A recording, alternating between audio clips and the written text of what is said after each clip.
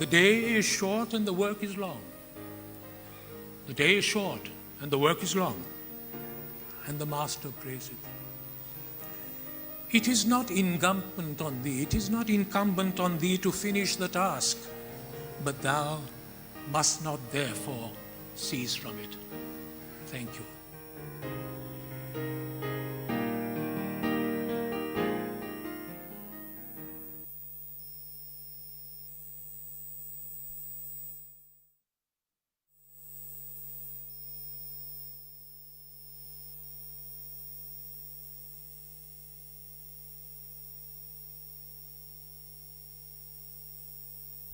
Monsignor Mathew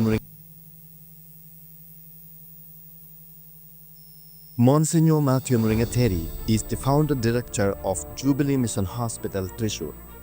He was a visionary and compassionate leader whose tireless efforts transformed healthcare in Thrissur.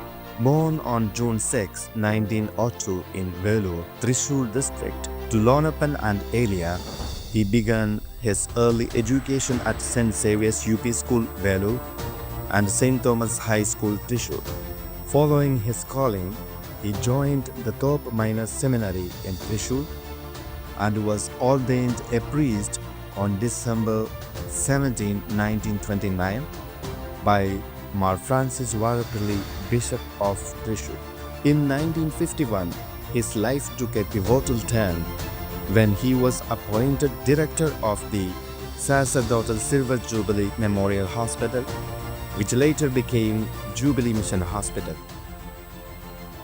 Under his leadership, a small dispensary with just 4 rooms, 20 beds, 2 part-time doctors and 2 nurses grew into a beacon of hope and healing for the region. It was the only private hospital in Thrissur at that time, catering to the needs of the community, especially the underprivileged. Monsignor Mathew's vision extended beyond providing medical care.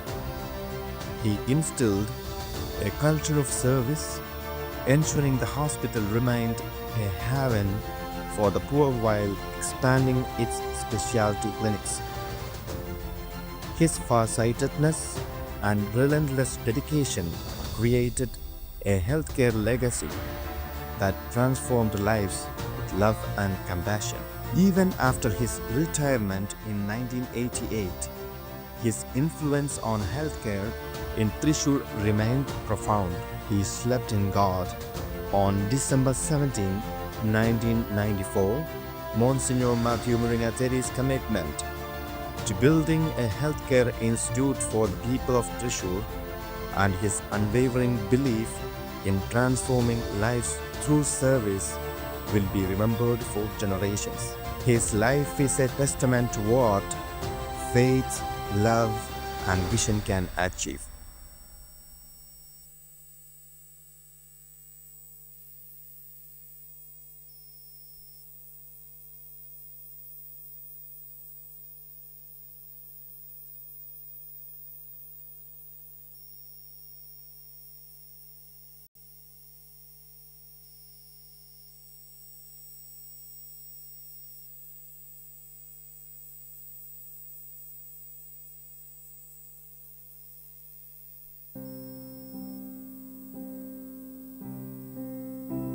When you repair a cleft child, it is like throwing a smile in a pond.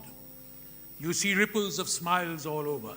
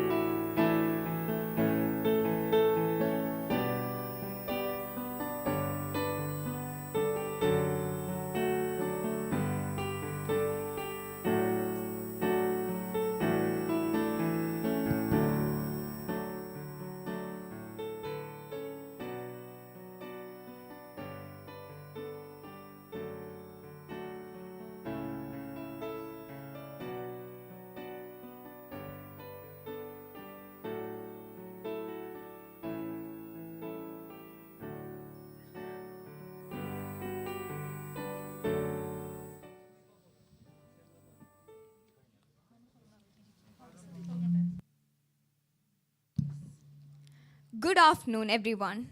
A warm welcome to Pelecanus 2024. This event has been a cherished tradition for the past 3 years, held in honor of two remarkable visionaries, Msgr Mathew Muringathery, a true visionary who dedicated 40 years to serving the poor and needy at Jubilee, and Dr. H.S. Adenwalla, a distinguished figure in the medical fraternity, who partnered with Smile Train USA to perform over 23,000 cleft lip surgery completely free of cost, earning the well-deserved title of Smile Maker. Let us now begin this event by seeking the blessings of Almighty. We kindly invite the MBBS students of Jubilee to lead us in a prayer. May I request everyone to kindly rise.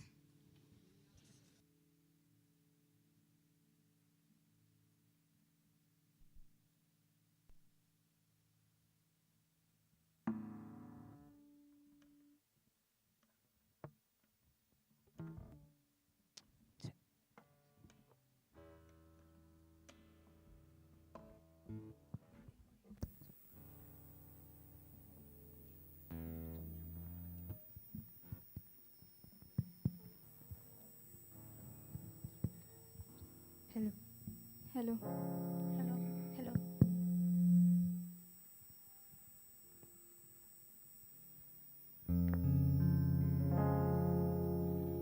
ലോകം മുഴുവൻ സുഖം പകരാനായി സ്നേഹദീപമേ മിഴി തുറക്കൂ.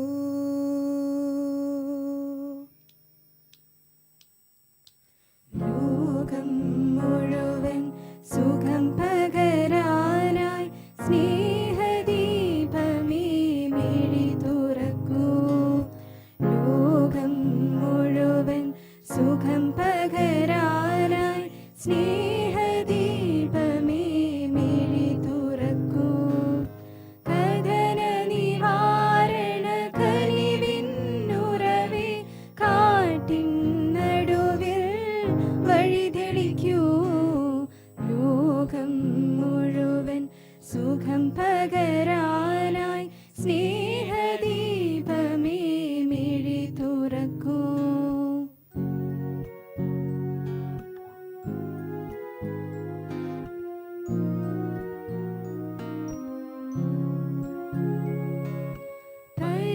പരീക്ഷണത്തിൻ വാൾമുനയേന്തി പടനിലത്തിൽ ഞങ്ങൾ വീഴുമ്പോൾ ഹൃദയക്ഷതിയായി രക്തം ചിന്തി മിഴിനീർ പുഴയിൽ താഴുമ്പോൾ താങ്ങായി തണലായി ദിവ്യൗഷധിയായി താതാനാഥ കരം പിടിക്കൂ.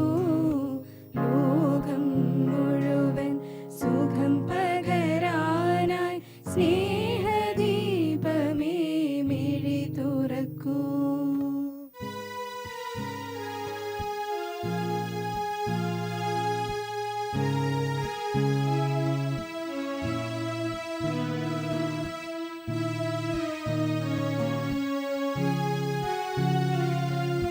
പുല്ലിൽ പൂവിൽ പുഴുവിൽ കിളിയിൽ വന്യജീവിയിൽ വനചര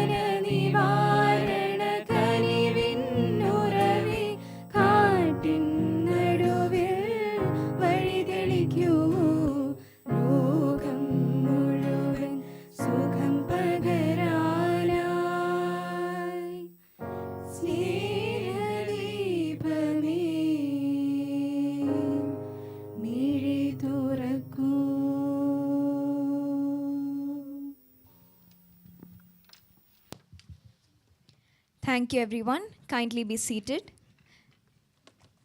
Now, we have the honor of inviting Father Rene Mundenkurin, Director of Jubilee Institutions, to extend a warm welcome to the gathering and dignitaries. Father, over to you.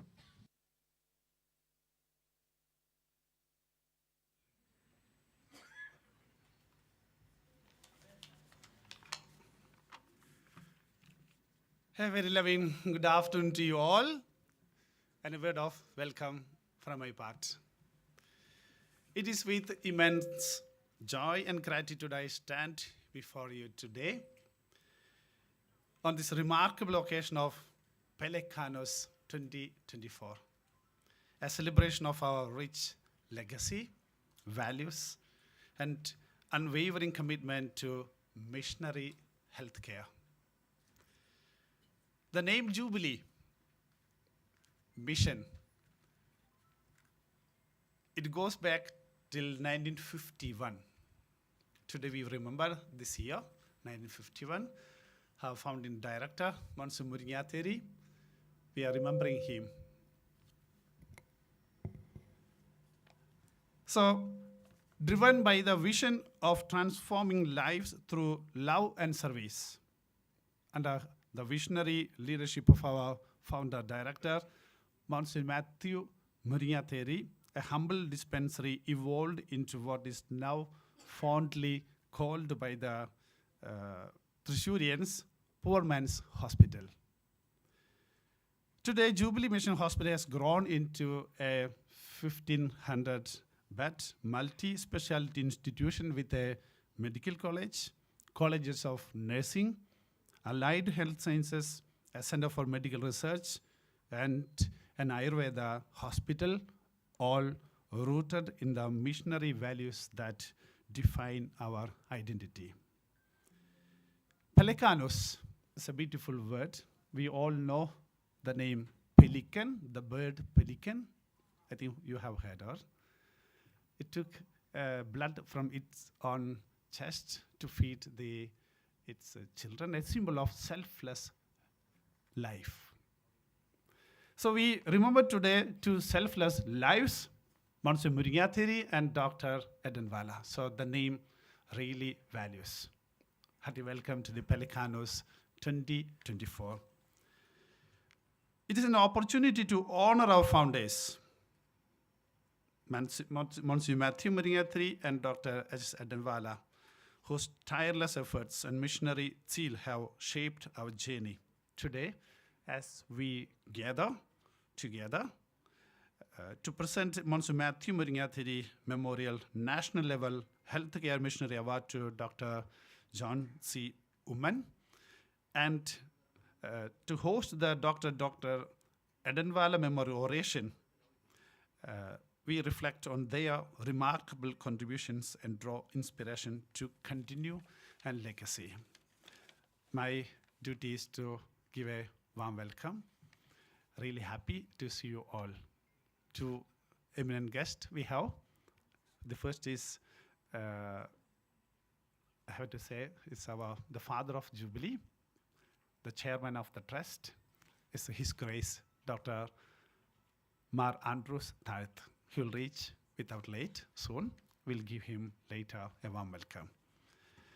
I extend a warm and heartfelt welcome to Mr. Tushar Gandhi, a remarkable author, social worker, great grandson of our beloved Mahatma Gandhi. It was not easy to get him here, but God's providence has led him to us to Jubilee.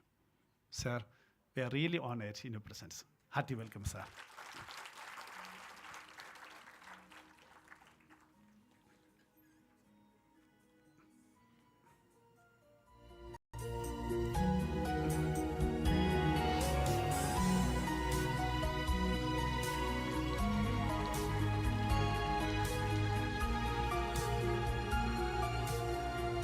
I also extend my warmest congratulations to Dr. John C. Uman, the recipient of the Msgr Mathew Muringathery Healthcare Missionary Award 2024. We are living an era of corporate hospitals. And it is our duty to continue the legacy of Dr. Msgr Mathew Muringathery to raise the values of missionary selfless spirit. This is the third year we are giving this award, started from 2022. We had so many nominations from all over India, so many nominations. So we had to scrutinize.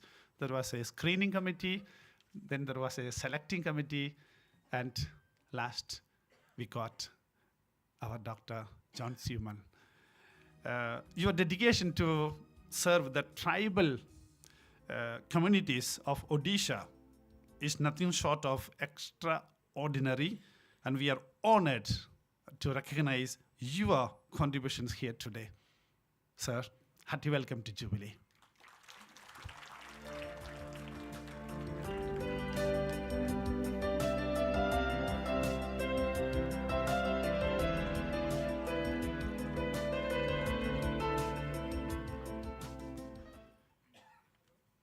The rest are we are different parts of the Jubilee family. We have a really rich advisory board. Some are present here. Our advisory board represent the different departments of the life from all over India. Some are present here. And we have honorary directors. We have a rich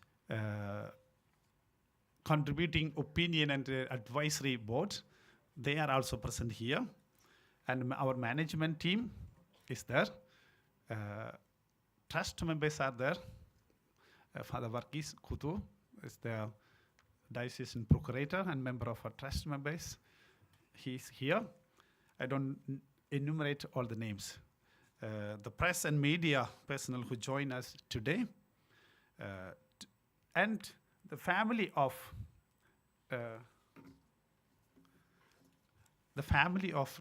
Dr. Adenwalla is here. We are really happy to see them.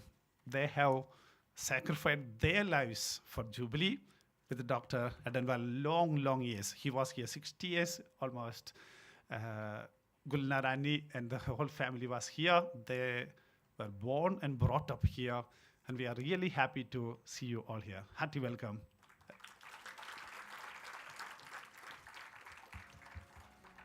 I forgot to welcome the wife of Dr. John Suman.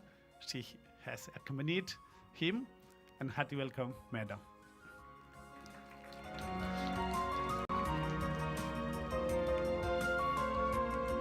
And to the entire Jubilee family, staff and students and well-wishers, doctors and every representative from all over the Jubilee family are here.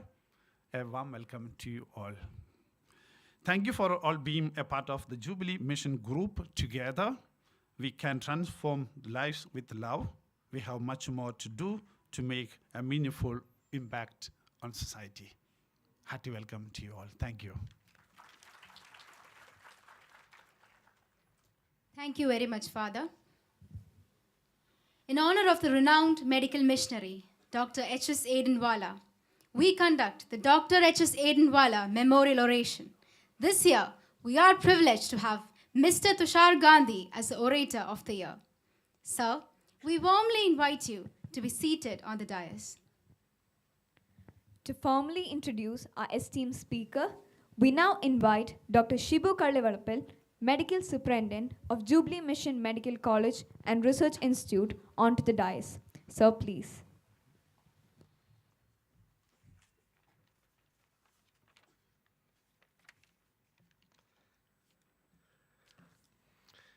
Very nice, good afternoon. We can play the video. Yes, I am almost sure that each one of sitting here know Dr. Adenwalla, sir. Sir is personally for me is a fatherly figure, and he started his career as a surgeon and in the initial stage of Jubilee Mission Medical College. Later, he changed into the focus into Smile Train, and he brought Smile into nearly 20,000 people and their families. So we can call him as a surgical legend. Now we are having another legend called Tushar Gandhi. He is an Indian author, social activist. More than that, he is a Mahatma Gandhi's great-grandson. We can see the family trace. He can see the Arun Gandhi and Malal Gandhi as father and grandfather. This is his book. Let's Kill Gandhi got Vodafone Award, and this was a bestseller. Another book was his masterpiece was Mohan Das. This also got different awards and awards. He is the founder of Mahatma Gandhi Foundation. This picture is taken when he visited Cochin Binale.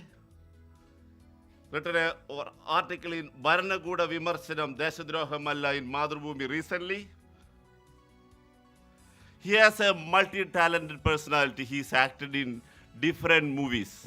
And one of the main movies is Hey Ram, in which I watched this movie several times, and it's directed by Kamal Hassan. It's a beautiful movie. I remember his character, what he acted. It's a brilliant actor, sir.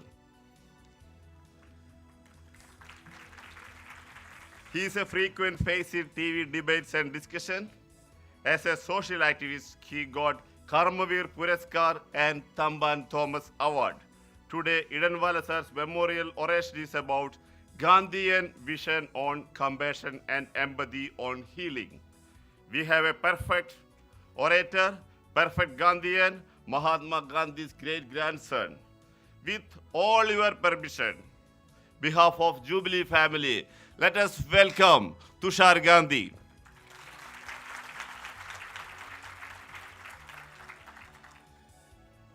Give him a big hand once again. Stage is all for you, sir. We are eagerly waiting for you, sir. Thank you.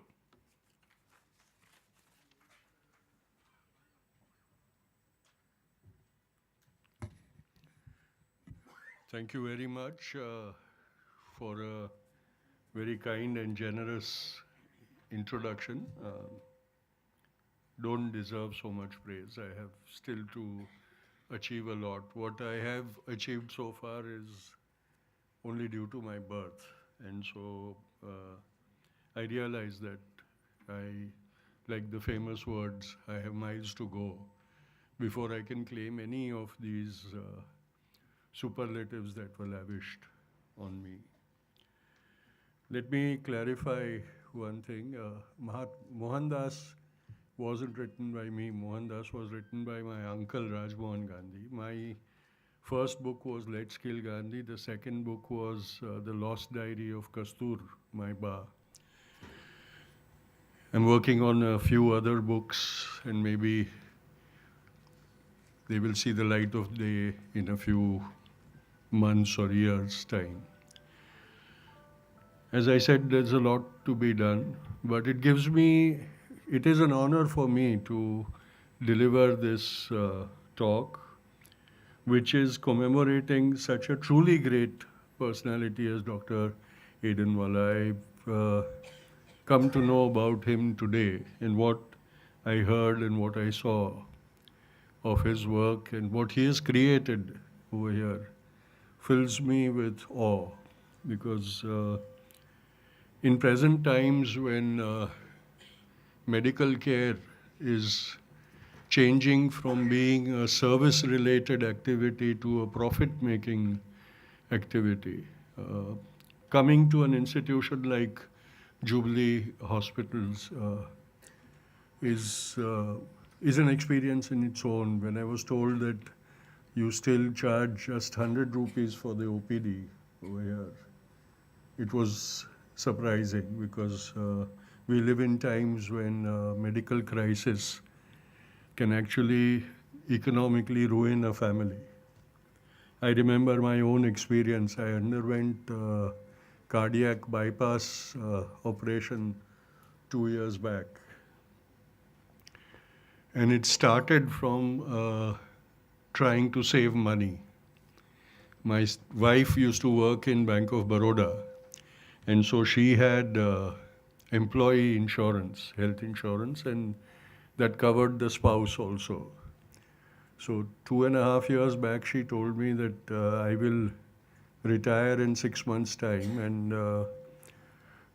I am allowed to have, with my spouse, I am allowed to have a complete body checkup twice a year. So let's both of us go and get a checkup done before I retire in August. Now, a complete body checkup in Mumbai these days costs nothing less than 22,000 rupees almost. And so I said, yeah, definitely, why not? We'll go and do that checkup. And so for the men, they used to have a stress test. So they put me on the treadmill and connected me up. And halfway through the test, the cardiologist stopped the test. And he asked me, he said, is anybody accompanying you? I said, yes, my wife is sitting outside. So he said, go and call her in. And when Sonal came in, he told her that, I was critical. She had to take me to the cardiologist immediately and preferably admit me to hospital. So this process started, and it led to multiple coronary bypass being performed on me. The bill was about 12 lakhs of rupees. And fortunately, Sonal's, my wife's insurance, covered 80% of the cost. So I still say, thank God we caught it then. Otherwise, it would have been a big hole in the family's economy. And that was just a minor thing. And in a critical emergency situation, when you have to go into hospitals, it becomes terribly expensive to even afford hospitalization and things. And under these circumstances, to find a hospital like this, serving people, and to find doctors who are dedicatedly working in such institutions to provide the critically required health care is beyond admirable. I don't know why you call me great. You are doing great work yourself. But I am also honored to be able to honor another doctor who is doing such wonderful work amongst the tribals in Orissa. And so, thank you for this very generous gesture. I'm sorry I took time to accept your invitation and come to you, but unfortunately my time is in great demand and I just keep running from one function to the other. This trip also, every day I have a different event to go to. But I promise you that in future, whenever you summon me, I will come, because it is also to my selfish interest. If I need medical help, I know where to go. Being a Banya, I would always think of my own benefits also. This topic that you have suggested for me reminds me of my great-grandfather's unfulfilled ambition, because when he first started thinking of a career in his early teens, he decided he wanted to become a doctor. And he told his family that he was going to pursue medical studies to join the medical community and provide health care. He came from a very orthodox Vaishnav family to whom any activity associated with blood and flesh was completely taboo. And so his mother vehemently objected to his choice, and she said, nothing doing, you are not going into that line where you have to cut open human bodies and your hands will be stained with blood and all that. And being an obedient son, he accepted the command. So becoming a lawyer was a second choice. He wanted to be a doctor. And even then, after becoming a lawyer, starting to practice law, working as a lawyer, and then working as a leader of people, his affinity towards healthcare drove him to do courses in nursing and first aid. So at the outbreak of the Boer War in South Africa, he volunteered to become a medic, evacuation medic on the war front. And to qualify to become that, he enrolled in a first aid critical care course to do that. And he and the group that he formed, the Indian Ambulance, in the Boer War it was the Indian Stretcher Bearers Corps. They worked right on the war front in the midst of battle to provide relief and evacuation to injured soldiers. Being a compassionate person by nature, he did not bother to see whether that he was entering the war on the British side, and so he was responsible only for British soldiers. Wherever he and his group of people found an injured soldier crying out for help, they would help that soldier, provide first aid, and if he or the soldier required evacuation to the field hospital, they would carry him off on the stretcher.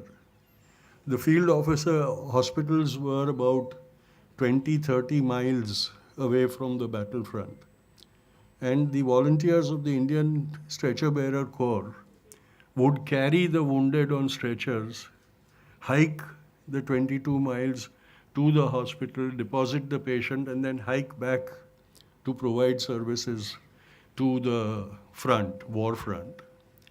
And many a times when he got the soldier to the hospital, these officers, the doctors who were serving in that hospital would reprimand him because they would discover that he had brought a Boer, a Dutch soldier, an enemy soldier to the hospital, and the doctors refused. He said, he's an enemy, we will not treat him. And in his autobiography, he writes that he reprimanded the doctors.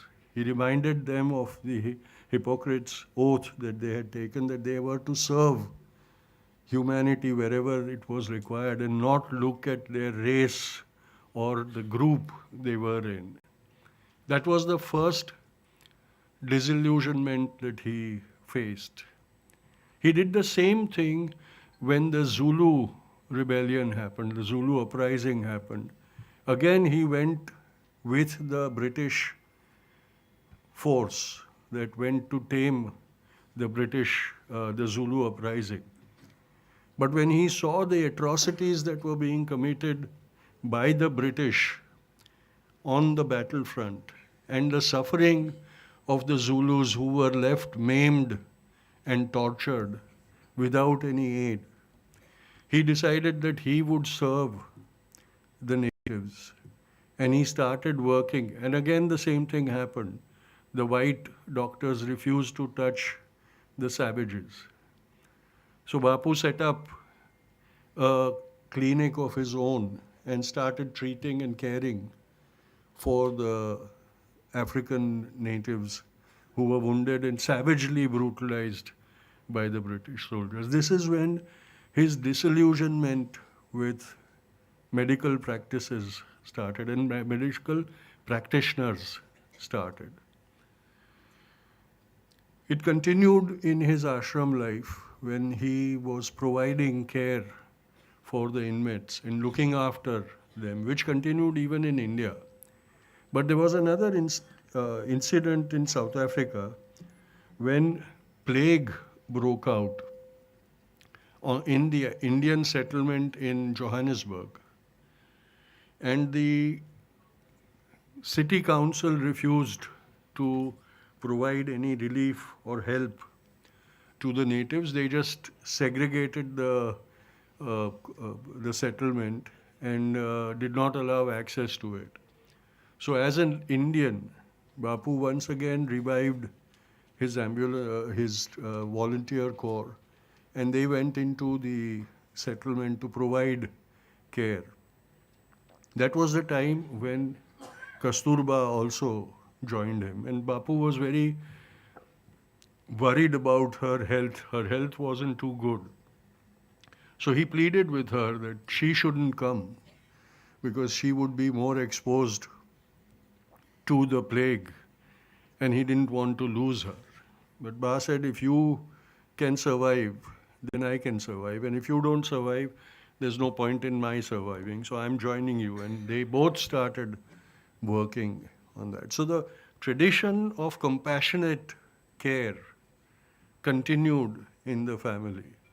And they provided these services to the community throughout their lives. Much, much later in India, this was the time when, in the early 40s, when the British had realized that one day they will have to leave India. And the Viceroy, after the leaders were released from their detention after the Quit India movement, the Viceroy invited all the leaders to Simla to hold talks with them. And after a week-long round of discussions, there was a stalemate. And they couldn't come to an understanding. And so the Viceroy declared a recess of 7 days. And he said, we will all rest and contemplate. And 7 days later, we will gather again and start speaking with one another. So all the other leaders decided that they would have a 7-day holiday in the pleasant surroundings of Shimla and rest and recuperate. When they came to Bapu and asked him, what are you going to do, Bapu? He said, I have to go back to Sevagram. I have a very important task to perform over there. All the leaders were very disturbed. They said, Bapu, it takes 2.5 days to reach Sevagram from Shimla. Sevagram is in Wardha in Maharashtra. It takes 2.5 days to reach from Shimla to Sevagram. It'll take you 2.5 days minimum, if there are no delays, to come back. So you will spend 5 days traveling, and you will hardly get 2 days in Sevagram. What can be that important that you want to go there and come back? You will be so tired when we will all be fresh and rested. How will you lead us in the negotiations? But Bapu said, no, there is a very important task that I have to perform, and I have to go. There is no discussion. I'm going. And he left. And 7 days later, he came back. And he was visibly tired. And so Pandit Nehru could not resist himself, and he came and told Bapu, he said, was it worth it, putting yourself to so much hardship and us to so much anxiety? Was it worth it going over there? And Bapu said, yes, it was worth it, and I achieved an important task. So Panditji said, at least now tell us what was so important that you had to do this. And that is when Bapu revealed to him that he had taken a leprosy patient as an inmate in the Sevagram ashram, whom he had found abandoned outside the ashram by society, and nobody wanted to care for him. So the patient was just lying around on the side of the road. And Bapu took him into the Sevagram ashram and started taking care of him. And he said, I had neglected my duty of taking care of the patient because I was over here, and I felt that it was important that I go there and take care of him. Pandit Nehru could not resist himself, and he said, what difference does it make? You went there, you spent hardly 2 days. How much could you have done to lessen his the trouble, the illness? What relief could you have got for him? And Bapu said, I know that I did not do anything that could cure him, and I didn't lessen his movements. And that is much more important to me than the suffering that I had to endure to provide that.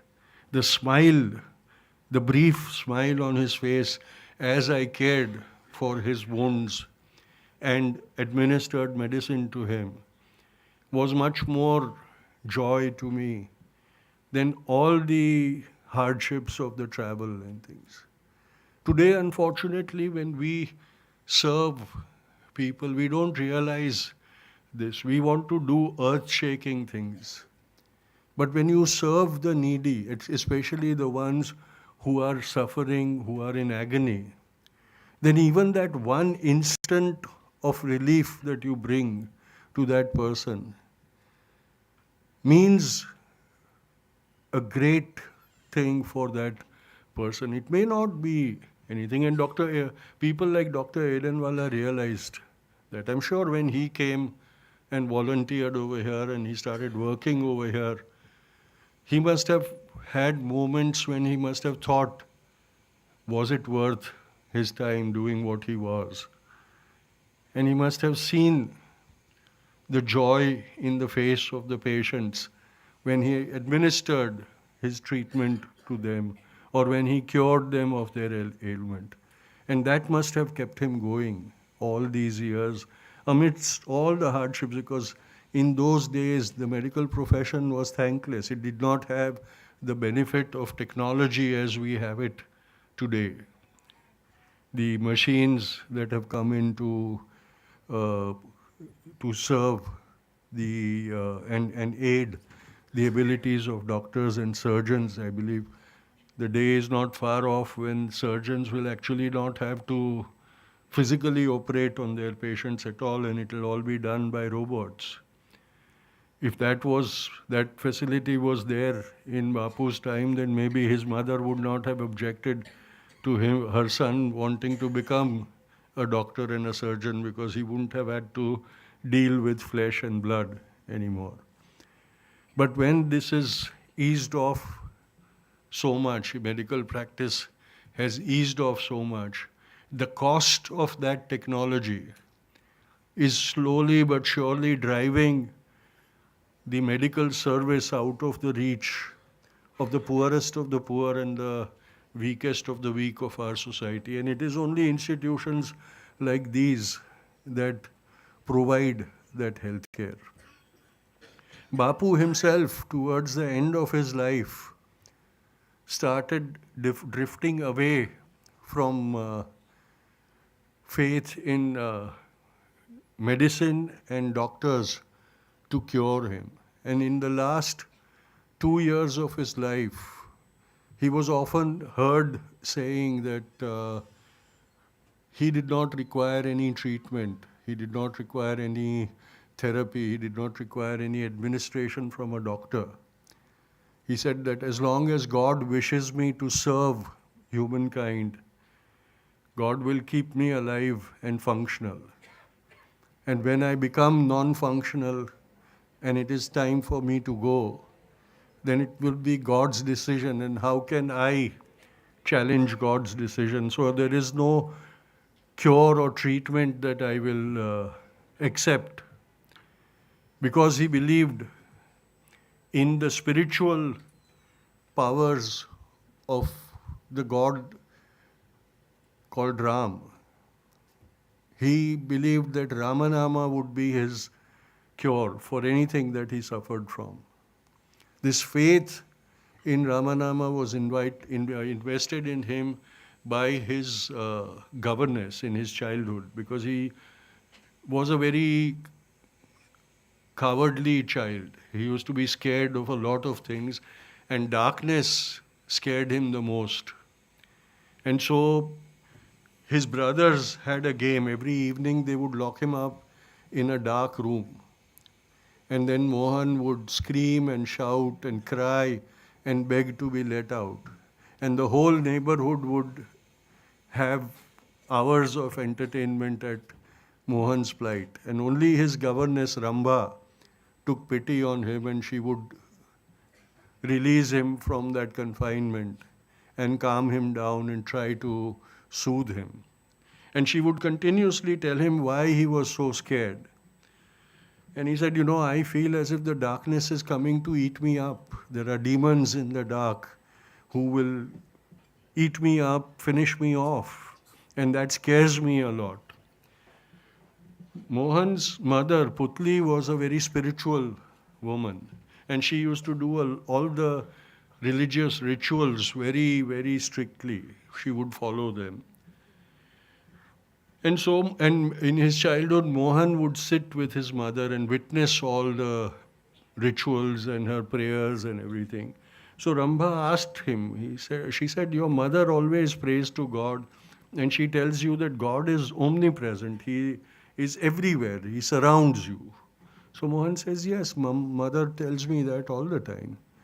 So then Rambha asked him, he said, why do you believe then that you are alone in the darkness and that God will not protect you? So he said, but in the darkness, I can only feel the darkness. I can't see God anywhere. So how do I trust that He is there and He's not outside the room and has abandoned me? So then Rambha realized that Mohan as a child required some kind of assurance of God's presence. And she told him that whenever you feel scared, whenever you feel abandoned and alone, take the name of God. And then maybe you will believe that God is with you. And that worked. Mohan started, where as soon as he became anxious or scared of something, he would take the name of Rama. And slowly, because he was distracted from his fear, he overcame that fear and he became assured of himself. And slowly that practice continued throughout his life. And if you look at all the reported incidents in his life, whenever he felt most threatened, whenever he felt his existence was being threatened, he uttered the word of Rama.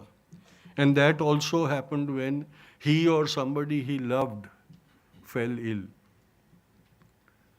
In South Africa, Kasturba became very ill after 4 pregnancies and deliveries.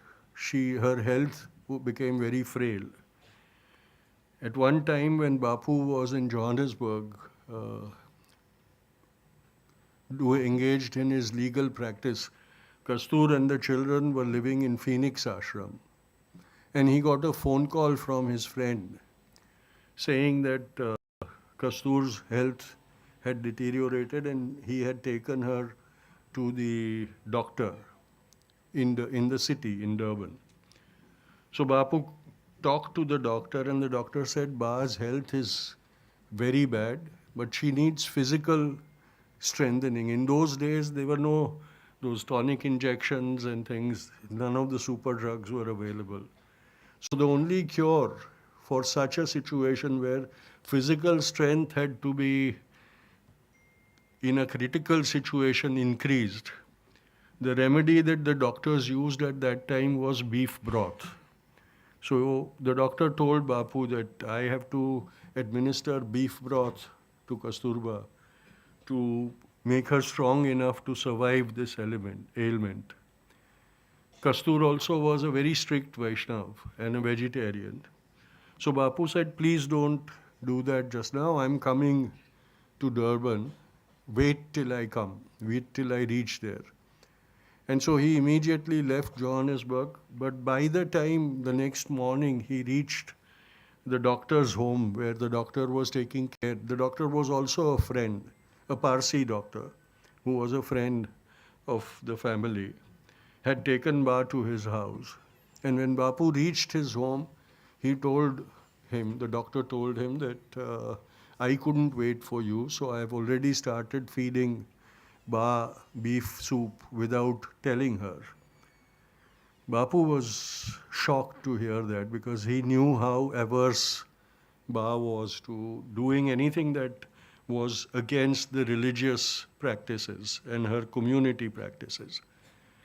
And he said, no, this can't happen. At least I have to ask her permission before you can administer the treatment. The doctor said, no, I'm a doctor. My duty is to save the patient's life. And I'm not going to wait to get her permission. If I think this is what has to be done to save her life, I will administer this.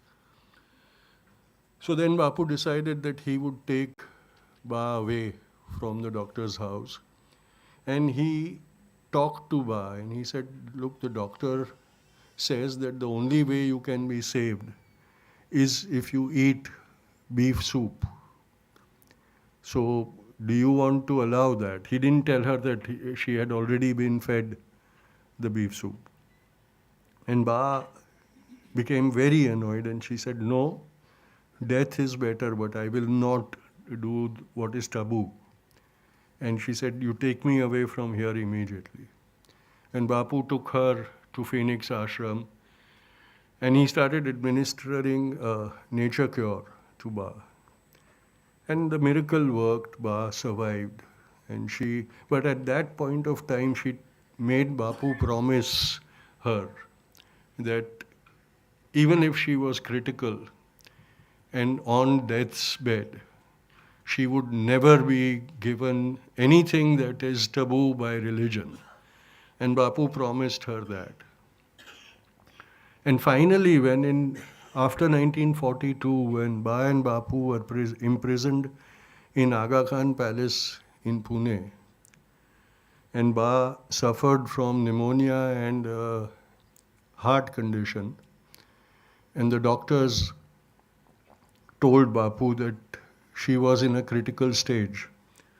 The youngest son, Devdas, requested the British to provide penicillin for Ba, because penicillin at that time was considered to be the miracle cure for pneumonia. And the British, after a lot of deliberations, just 2 days before Ba passed, sent injections of penicillin to the Aga Khan Palace prison camp. Devdas came to Bapu and said, we are going to administer these injections to Ba. At that time, penicillin was made from animal extract. And Bapu said, look, your mother has made me promise her that she will not be administered anything that is against the community and religious practices. And this falls under that category. But as her son, I leave it to you to decide. And Devdas said, what she doesn't know will not hurt her. I just want to ensure that she survives. Bapu reasoned with Devdas. He said, okay, the doctors say that her heart has been damaged so badly that even if she survives the pneumonia, she may not pull through because her heart is incredibly weak and could shut down at any given moment. And this injection of penicillin means she has to be injected every few hours. And that is a torture. In those days, those injections were not as efficient as they are today. And so it was a torture for the patient and the ones who were in such a critical condition. Ba had been reduced to just skin and bones by that time.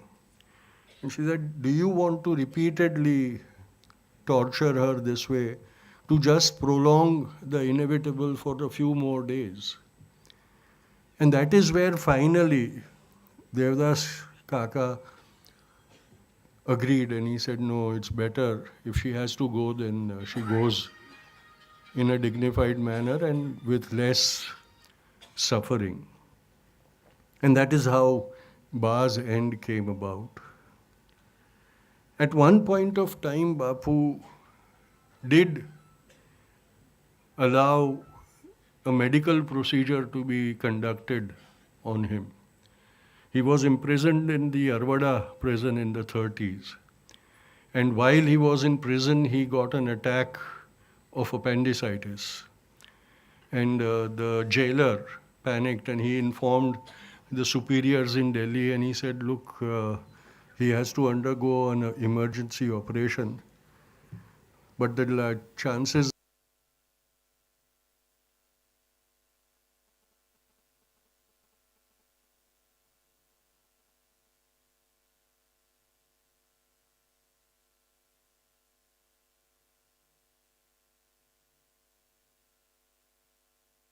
sign a statement absolving the British government and the team of doctors responsibility of his death. Theater, they made him sign that statement saying that I am voluntarily undergoing this operation for the appendicitis. And whatever the consequences, nobody else should be held responsible for that. As luck would have it, while Bapu was on the operation theater, the electricity failed. And so a nurse had to hold a lantern up, and the surgeon completed the procedure, the operation under lantern light. And Bapu survived that operation. So there were episodes of Bapu's interaction and encounters with the medical profession. And he considered it, till his dying day, he considered it to be the most noble of professions because it served in lessening the agony of and the suffering of the people who were battling for their lives. So thank you very much for inviting me for this on this occasion. Speaking at the Mother Teresa Hall is also an honor because of the greatest icon of our times of service. Speaking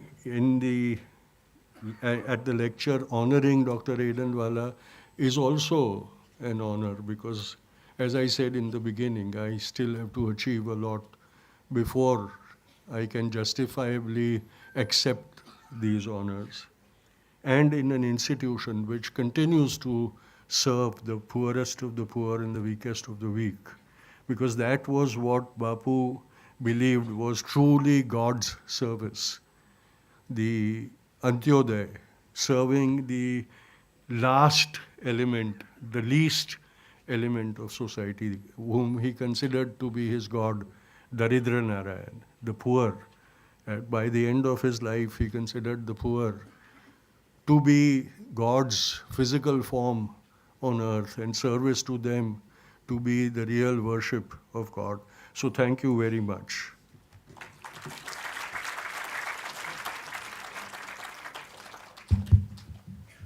Thank you, sir, for sharing your profound insights and the inspiring life journey of Mahatma Gandhi, our beloved Bapu and Kasturba Gandhi.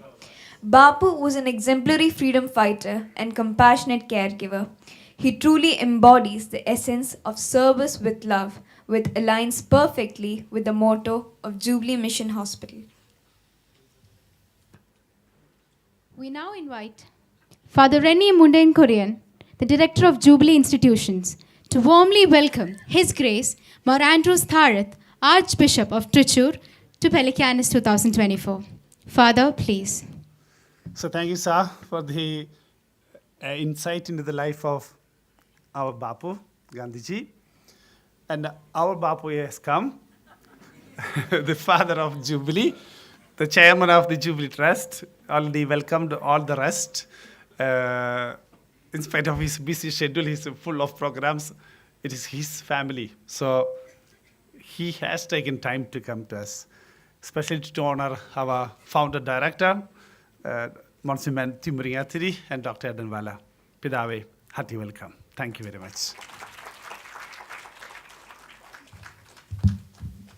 Thank you, Father.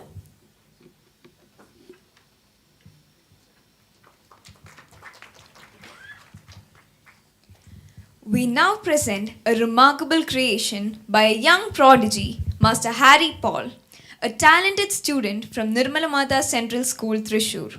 We invite Mr. Tushar Gandhi, His Grace Mar Andrews Thareth, and Father Rennie Mundenkorean to unveil this special masterpiece. We would love to have Harry to join them.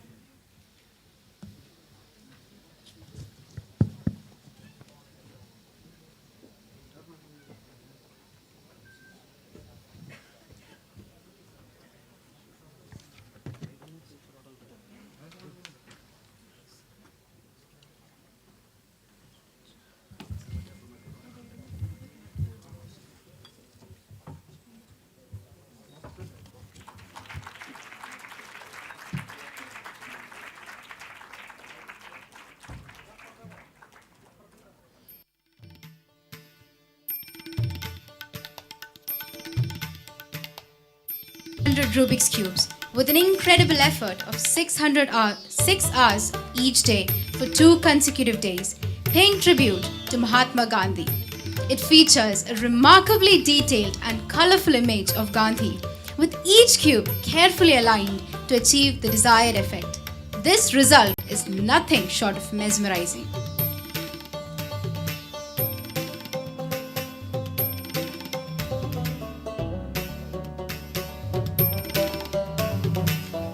We are proud to say that Harry Paul is son of our faculty, Mr. Paul.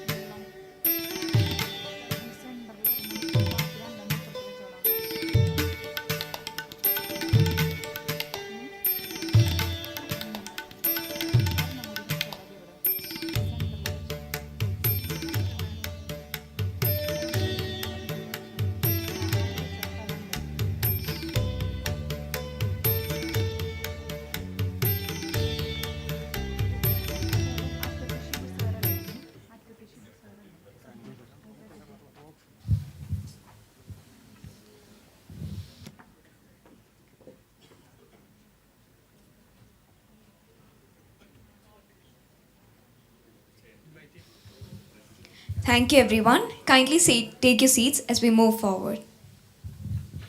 We invite the following dignitaries to the dais: His Grace Mar Andrews Tharath, Mr. Tushar Gandhi, Dr. John C. Umman, Father Rennie Mundankurian, Dr. Benny Joseph Neelan Kavil, Dr. Shibu C. Kallivalapil, Dr. P.R. Varghese.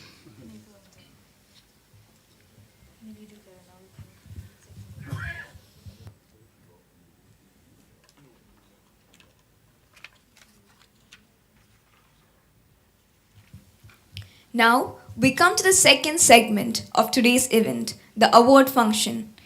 In memory of a true visionary, Msgr. Mathew Muringathery, Jubilee Mission proudly presents the Msgr. Mathew Muringathery Memorial National Level Healthcare Missionary Award, aimed at promoting missionary zeal in the current healthcare landscape of our country.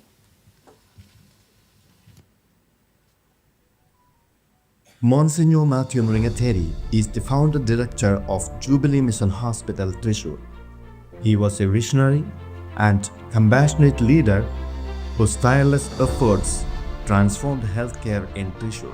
Born on June 6, 1902 in Vellore, Thrissur district, to Lonappan and Elia, he began his early education at St. Xavier's UP School, Vellore, and St. Thomas High School, Thrissur. Following his calling, he joined the Top Minor Seminary in Thrissur and was ordained a priest on December 17, 1929 by Mar Francis Varapilli, Bishop of Thrissur. In 1951, his life took a pivotal turn when he was appointed director of the Sacerdotal Silver Jubilee Memorial Hospital, which later became Jubilee Mission Hospital. Under his leadership, a small dispensary with just 4 rooms, 20 beds, 2 part-time doctors and 2 nurses grew into a beacon of hope and healing for the region. It was the only private hospital in Thrissur at that time, catering to the needs of the community, especially the underprivileged. Monsignor Mathew's vision extended beyond providing medical care. He instilled a culture of service, ensuring the hospital remained a haven for the poor while expanding its specialty clinics. His farsightedness and relentless dedication created a healthcare legacy that transformed lives with love and compassion. Even after his retirement in 1988, his influence on healthcare in Thrissur remained profound. He slept in God on December 17, 1994, Monsignor Mathew Muringathery's commitment to building a healthcare institute for the people of Thrissur and his unwavering belief in transforming lives through service will be remembered for generations. His life is a testament to what faith, love, and vision can achieve. We now invite His Grace Mar Andrews Tarath, Archbishop of Thrissur, to kindly deliver the presidential address.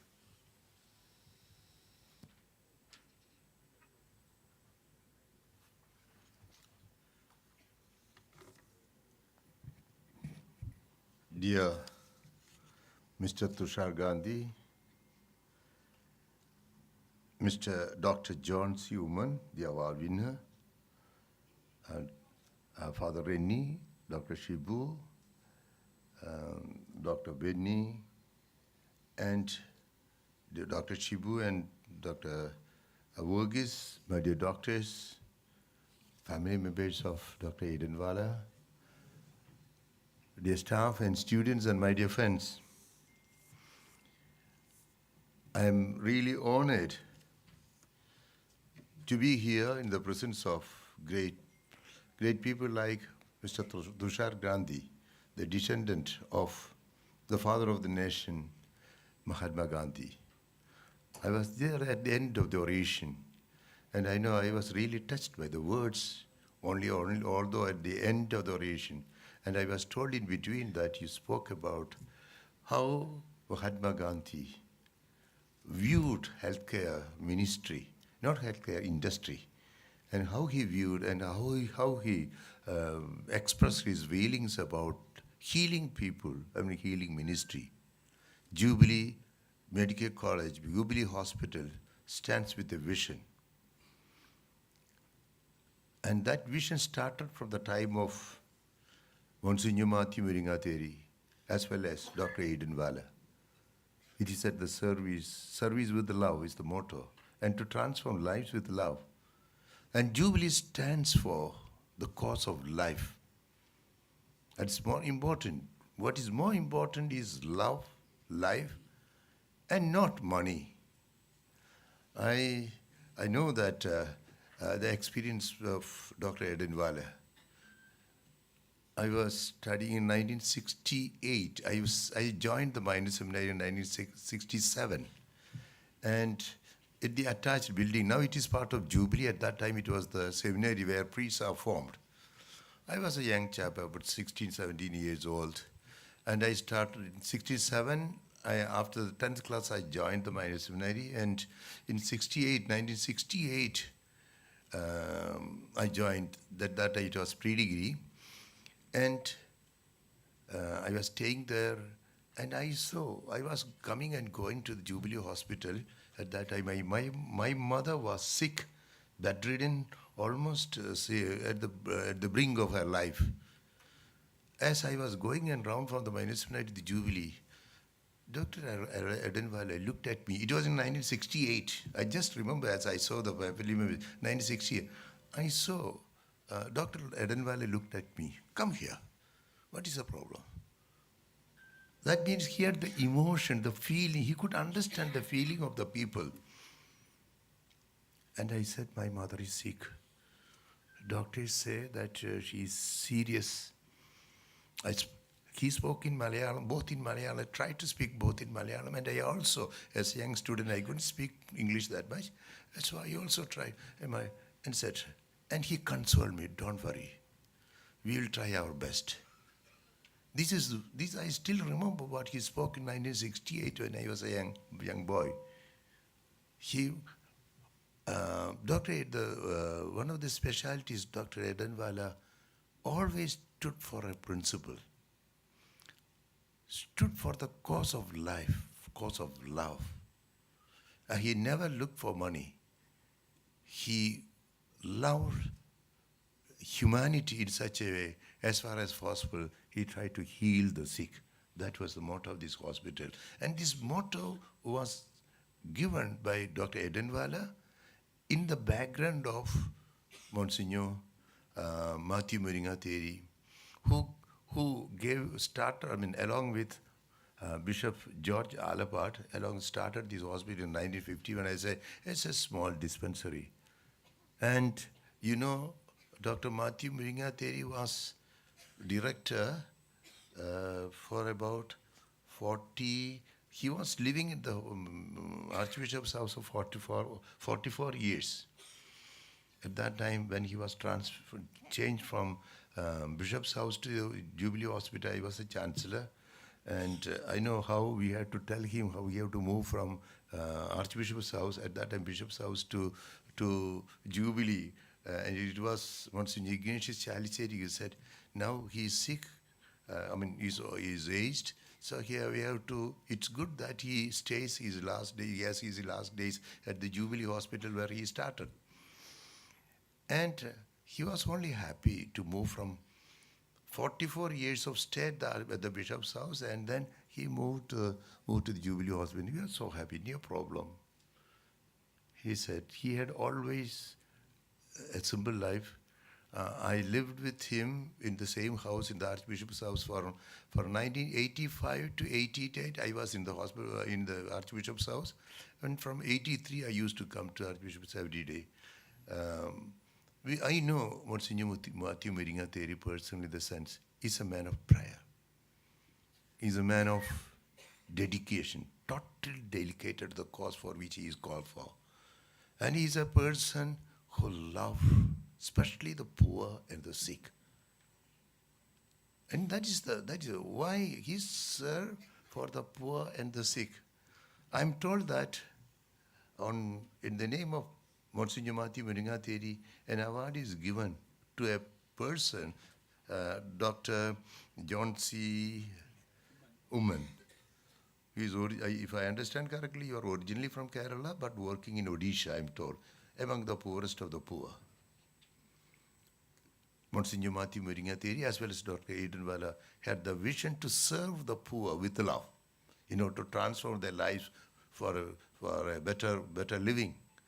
And I'm told that, Dr. John C. Umman, you try to serve the poorest of the poor by healing them, giving them a good life. And you are working at the service of life, not service of death or service of money. And the very motto of Jubilee Mission Hospital, I know, I am now the chairman of two hospitals, the trust chairman of St. John's, Bangalore, and of Jubilee Medical College. I know that how these hospitals work. I am told by many people now that terminology is changed regarding ministries like education, healthcare, social uplift, and so on. Whenever the discussions about the activities, they say, now the healthcare, how the healthcare industry is. The education industry, healthcare industry, social industry, for them, it's not ministry. It's more an activity by which we can, although they develop the nation, develop the country, but it's for them the industry by which produce so much things. What they produce practically money. And therefore, at the end of the talk, I just heard about Mr. Tushar Gandhi speaking about that Babuji was always for a principle serving the poor. Is what I heard, and also I told also. And Dr. John C. Umman, it's not industry. Please don't work for industry. Please work as a mission. That's why Jubilee stands for. It's a mission, not industry. We are dealing with human beings, not with things. And therefore, human beings need love, care, support. And therefore, Jubilee stands for that, to heal the sick, to love the poor, and to uplift the poorest of the poor. And I'm so happy, in the name of Dr. Adenwalla, Mr. Tushar Gandhi has given such a good oration. And in the name of Monsignor Mathew Muringathery, an award is given to a person who in the vision of Monsignor Mathew Muringathery also stands for the cause of the poor and the sick. Mr. John Suman, I express my congratulations for having received this award, and I wish you every best. And Mr. Tushar, thanks in the name of Jubilee Mission Medical Hospital, Medical College, for having come over here and to give us inspiring talk, memorizing the father of the nation, Mahatma Gandhi. Thank you very much. Thank you, His Grace, for your wonderful words. Now, it's time to honor Mr. Tushar Gandhi. For that, we warmly invite Mrs. Gulnar Adenwalla to honor our orator, Mr. Tushar Gandhi, by draping him with a ponnada. We request Mr. Tushar Gandhi to kindly come forward for the same.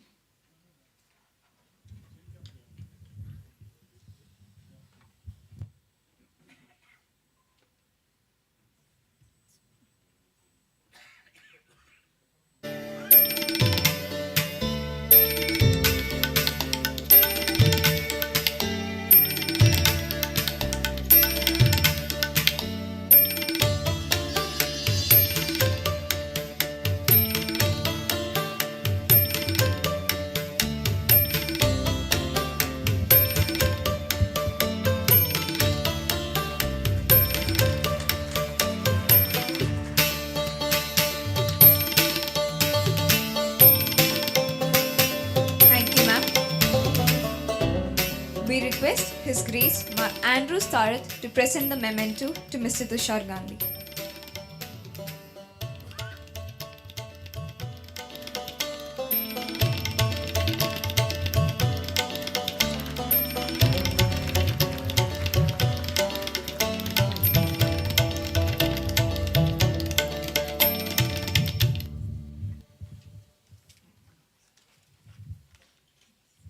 Thank you, His Grace. Thank you, sir.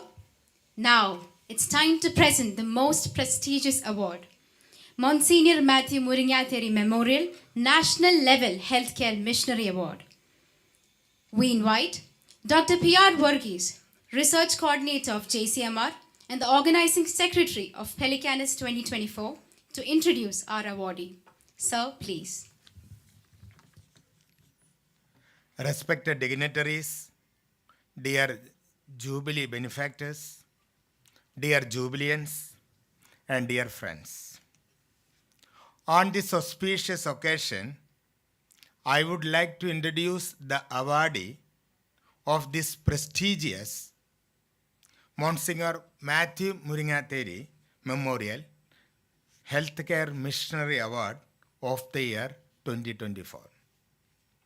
This year, we received several nominations, of which we shortlisted to 9 and further to 6. Later, the screening committee selected one, that is Dr. John Cherian Uman.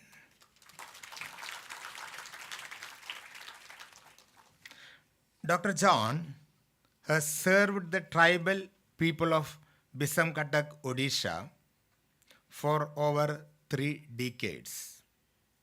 Driven by compassion and commitment, he upholds the values of purpose, integrity, and excellence. His efforts aim to ensure health, education, economic security, and dignity of the tribal community.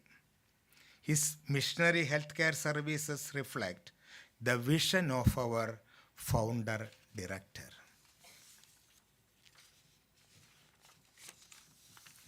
As we usually say, there is a woman behind every successful man.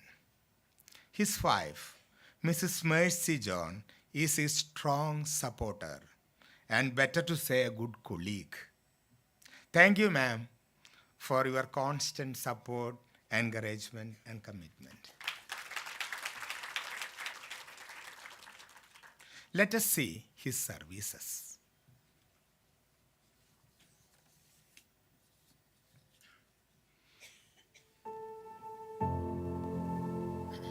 My name is John Human, and I have lived and worked here in Christian East Hospital, Bisankatak for 35 years now. Looking back, I remember coming here for the first time. I joined as a junior doctor after my MBBS on 30th of November 1987. I was just 25 then. Why did I come here? When I was 17, doing my +2, so a series of incidents, experiences, I came to the conclusion that all that we have and all that we are a gift from God. Not meant for us, but to be used for others who did not get the opportunities we got. I was 17 and it was very clear at that point in time. That's why I did medicine. Medicine for me was just an opportunity, a tool to work for people who didn't get the opportunities I got. Dr. John C. Umman, recipient of the Msgr Mathew Muringathery Healthcare Missionary Award in 2024, has served the tribal people of Visamkatak, Odisha for over 3 decades. Driven by compassion and commitment, he upholds the values of purpose, integrity, and excellence in every aspect of his work. He was born on October 11, 1962 to Mrs. Rebecca Umman and Reverend A.C. Umman. He did his primary education from Tamil Nadu.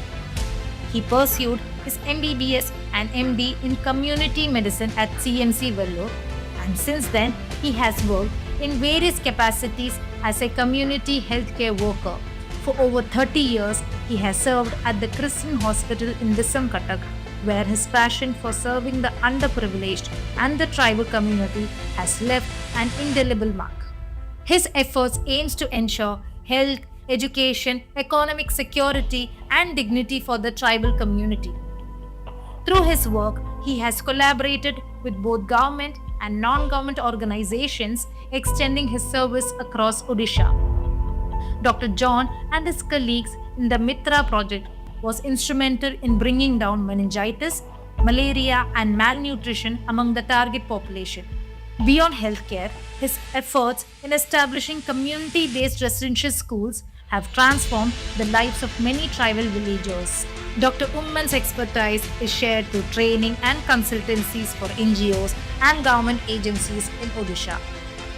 Dr. Umman's wife, Mrs. Mercy, has been a dedicated partner in this mission, making her own invaluable contributions. Together, they have exemplified a partnership of service, faith, and love for the community, transforming lives with their joint efforts. He became a role model in Odisha, going above and beyond in his community healthcare services, aligning closely with the vision of our founder director. In recognition of his sustained and selfless voluntary service, Jubilee proudly presents this award. We wish him continued success and zeal as he continues his work, striving for the betterment of the people he serves.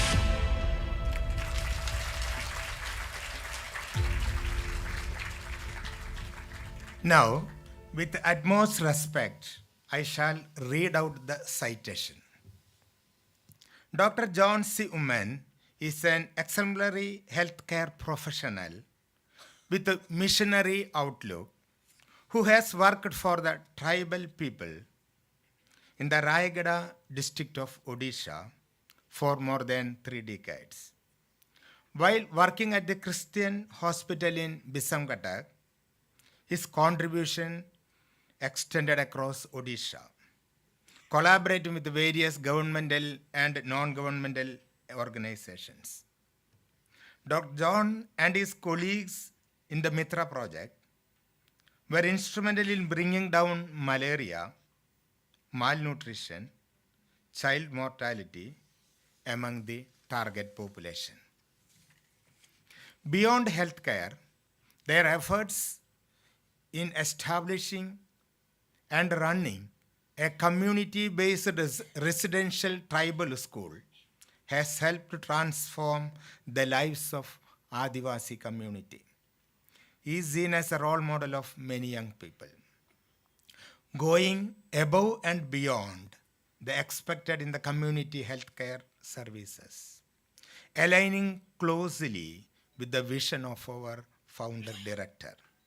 In recognition of his devotion to sustained and selfless voluntary service, Jubilee proudly presents this award.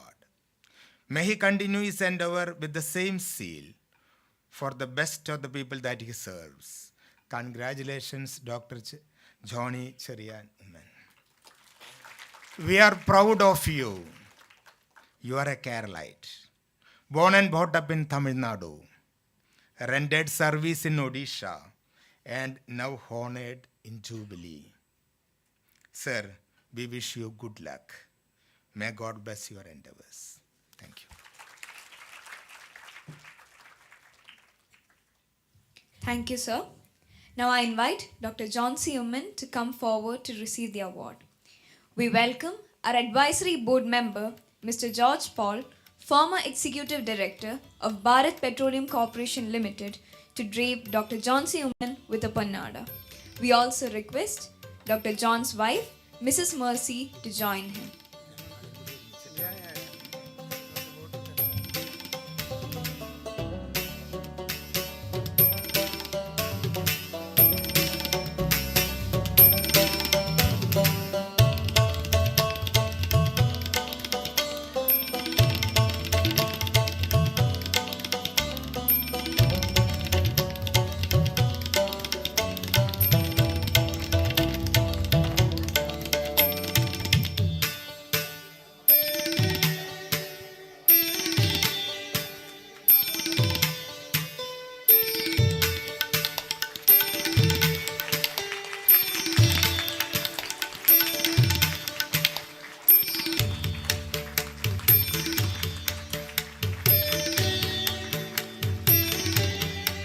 Thank you, everyone.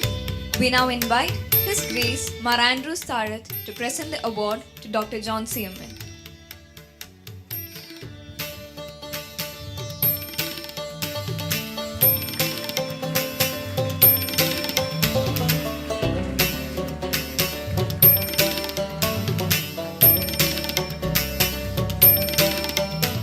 Thank you, His Grace.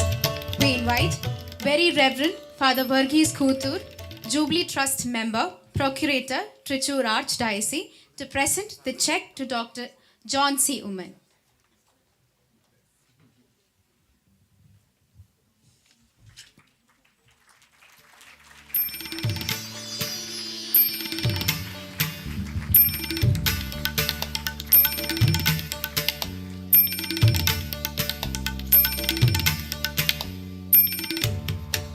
Thank you, everyone. We request the dignitaries to kindly remain in the dais for a short photo session. We also invite Mrs. Gulnar Adenwalla to join the rest of the dignitaries on the dais. Ma'am, please.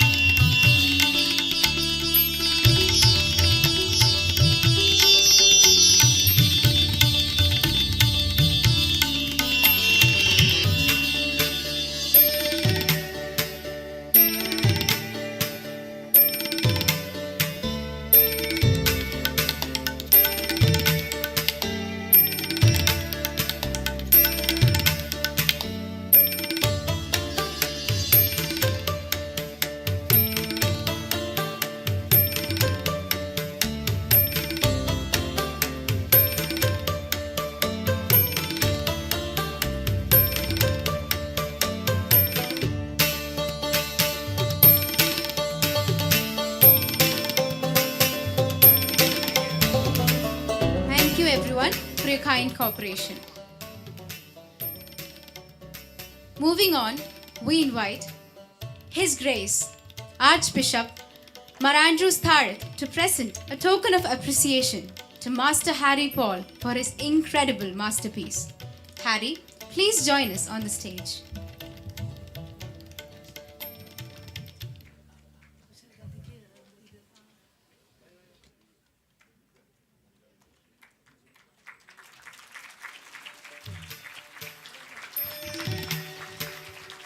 Harry Paul, an 8th standard student from Nirmal Mada Central School, Thrissur, utilized the period of lockdown to learn cube solving, skating, and hula hooping on his own. Through persistent practice, he combined these skills to create stunning Rubik's Cube portraits. From an ordinary boy to a world record holder, Harry's journey highlights the power of determination and hard work.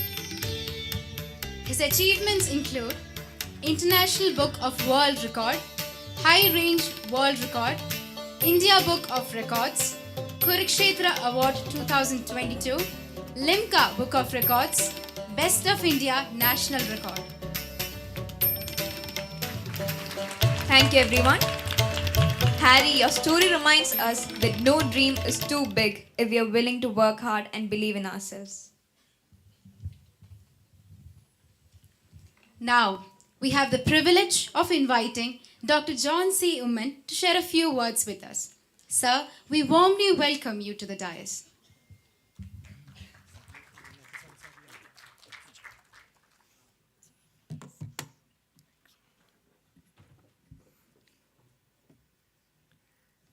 His Grace, Archbishop Andrew Talat. Dignitaries on the dais, I'm not going to try and remember names. Forgive me. Members of the Jubilee family, thank you so much for having me here and for this honor that I do not deserve. Just being here is a privilege. I've spent some time reading up about Msgr Mathew Muringathery and about Dr. Adenwalla. Just to be associated with his names is more than what I deserve. And on top of that, you give us the bonus of an opportunity to listen to Mr. Tushar Gandhi. I cannot ask for more.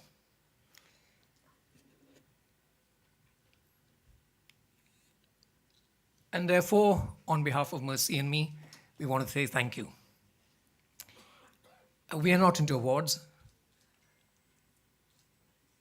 And therefore, this award actually belongs to the people who do the actual work.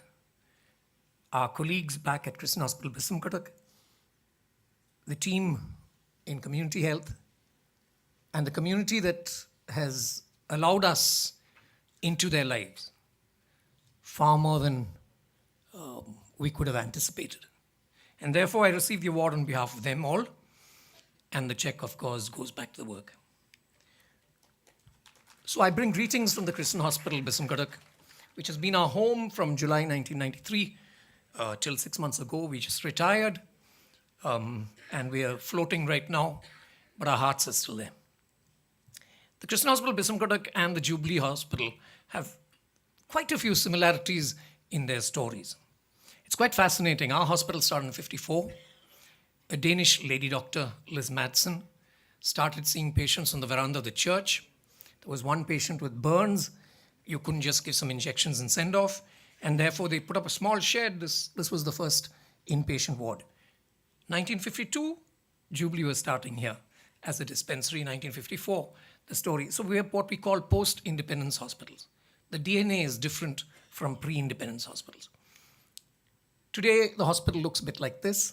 It's bigger. It's grown over time. We have 200 beds. It's a nice number. In fact, some days we have 250, 260 patients admitted. We do around 6,000 surgeries a year. If you divide that by 365, it's around 17 surgeries a day and around 10, 12 deliveries a day. Because there is no other surgical center around. In our country, the only surgeries that grow are mother and child. Everything else just gets left behind. The adult male is nobody's priority. And therefore, if you're working in a place like that where the next referral is 250 kilometers away, the buck stops with you. And that's the way it has grown. Both of us completed our postgraduate education fellow in community medicine and in maternity nursing. And then we returned to Bisamkatak in 93. I'd already spent a year earlier there, 87, 88, and now we were back as a family. Mercy's work has been in nursing education. The question was, how do you develop quality nursing in a place where it didn't exist? She was actually probably the first BSc nurse to enter the district. She had done her MSc by then. She wanted to do a PhD, but I thought people would have a heart attack if she said that. So we had then an A&M school, which is now GNM and BSc, and we take only from Odisha. Our aim is not to train Malayalis to go to Saudi Arabia. And therefore we say from Odisha, for Odisha. That's what we focused on.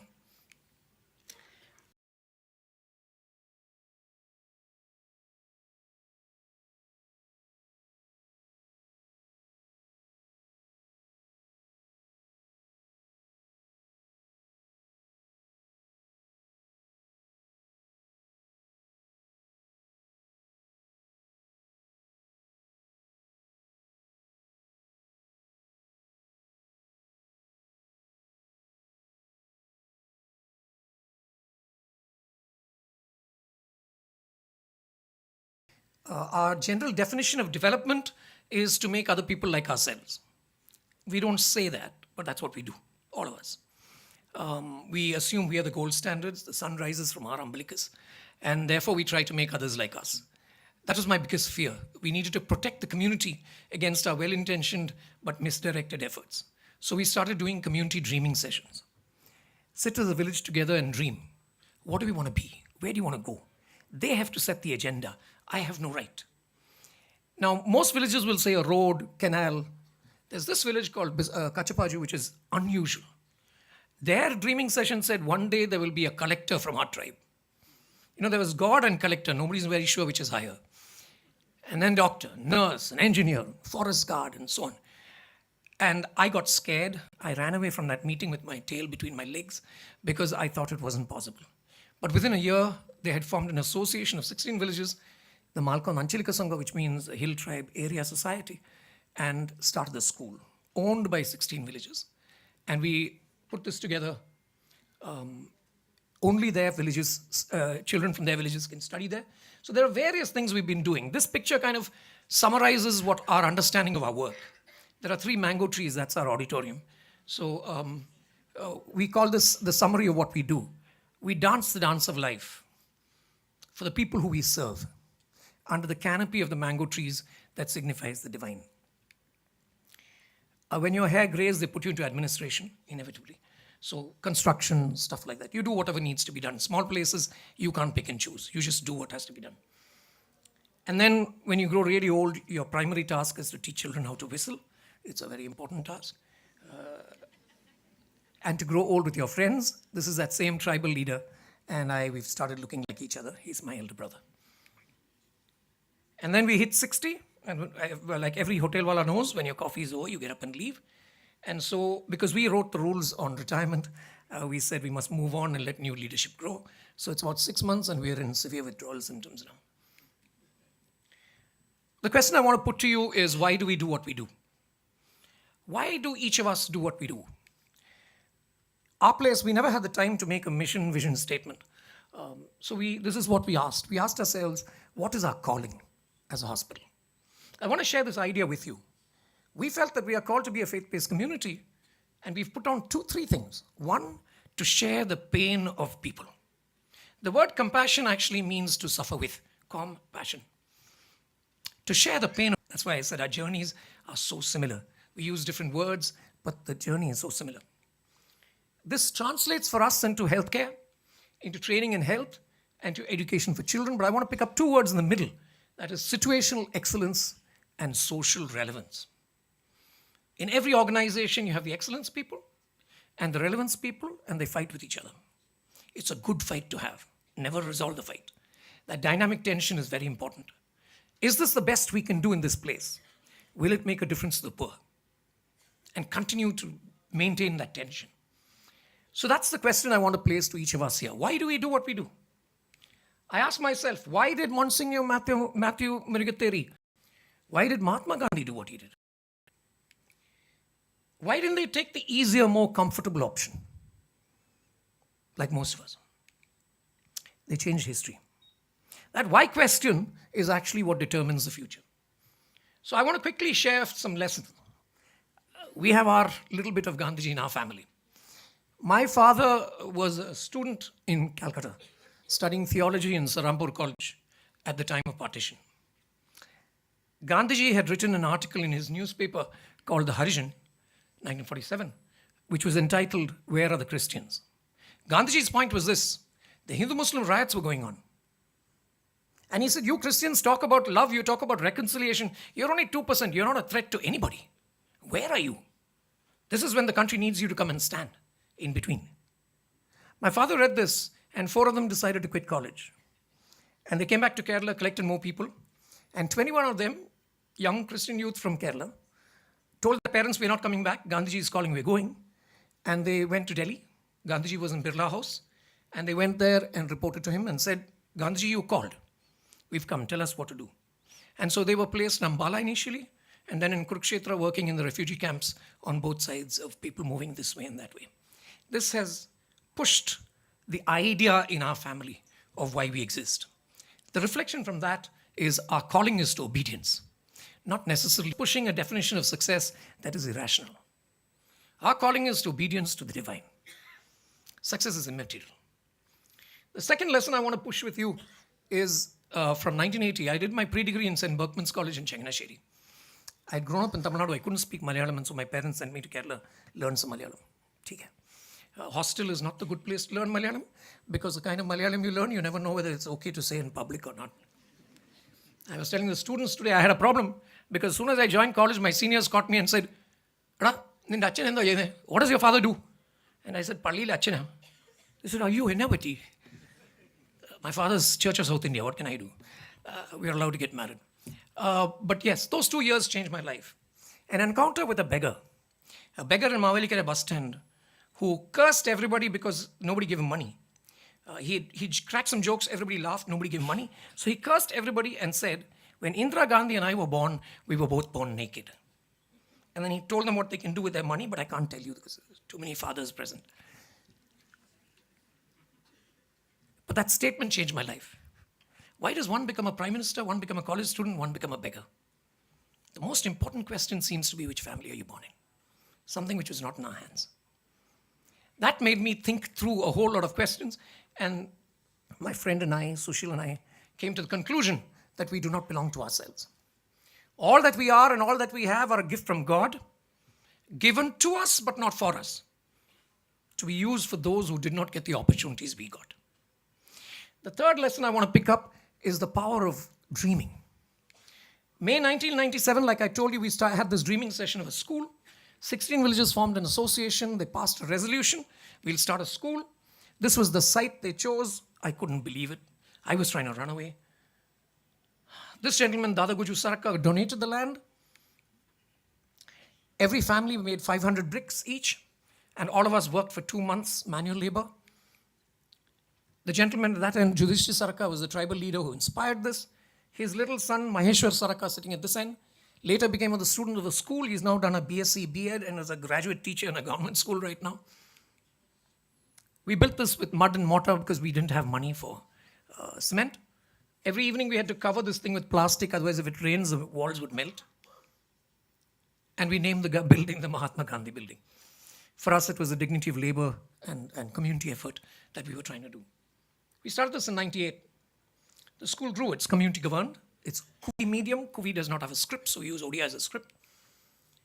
At 12 years, they had a festival to celebrate. And last year, we celebrated 25 years. Now, what I want to put to you is the question, can we make a difference? A lot of young people are asking the question, is there any point? We are a cynical generation. Everything is fixed. There's no point. I want to say that we can make a difference. Just look at this. Our nursing students did a study to ask the question, did the dream come true? And we noticed that across a 25-year period, look at the female literacy rate, went up from 1.2% to 48.6%. From just 2 metric pass youth in history in those 16 villages, we had hit 431. But even more important, look at this one. By accident, we had done a randomized control trial. We had no idea. But since all the children studying in the school come from the same 16 villages, villages, according to size of village, are allocated seats.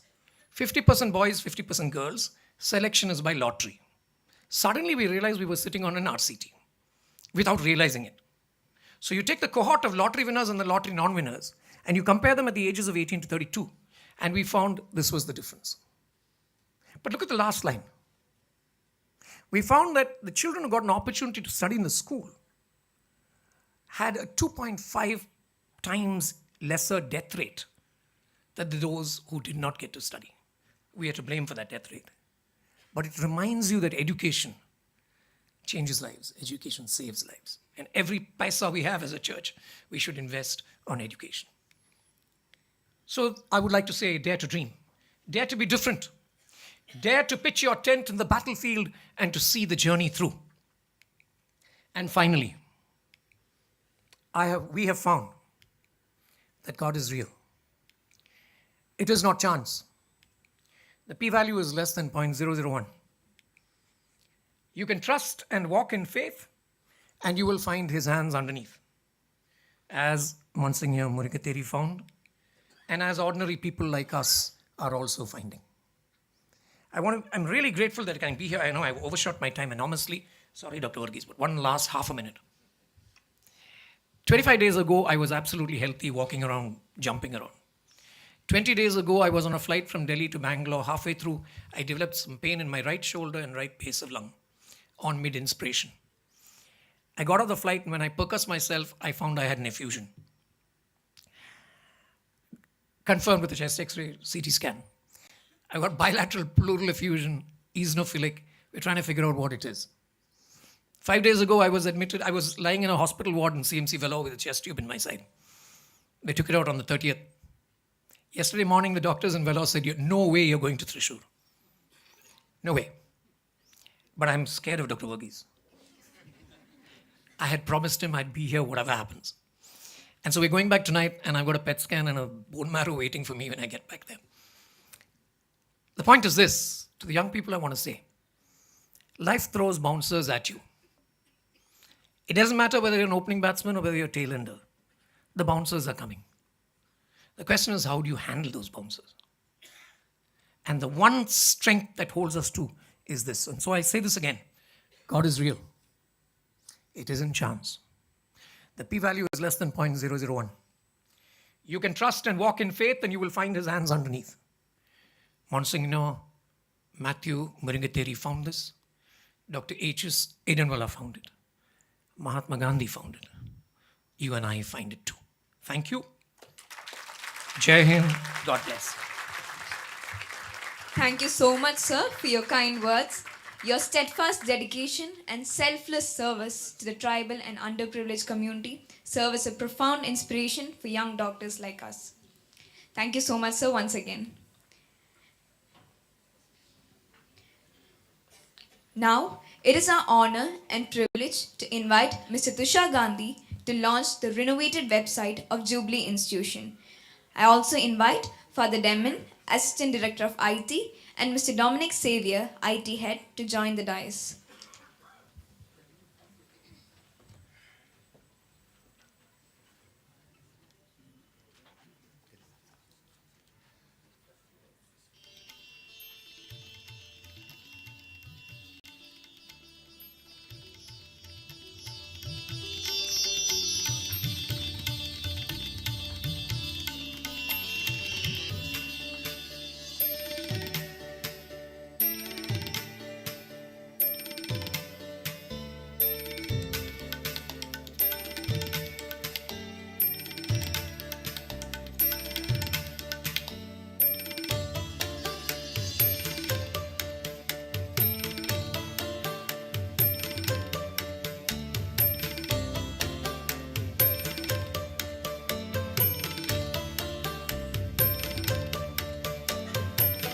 Thank you, everyone.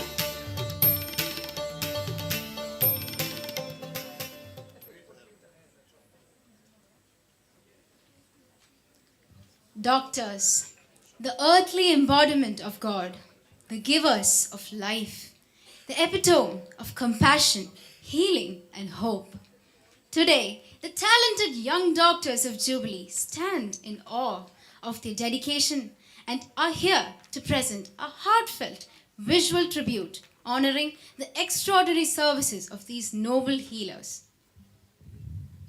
We invite Dr. Subi Sabu Mathew and Dr. Arundhati Ramdas from the Department of Obstetrics and Gynecology, Dr. Amulya Joseph from the Department of Anatomy, Dr. Aishwarya Vinoj from the Department of Transfusion Medicine, Dr. Namita Babu, and Dr. Stefina onto the dais. To fully experience this special tribute, we kindly request our dignitaries to kindly step down from the dais.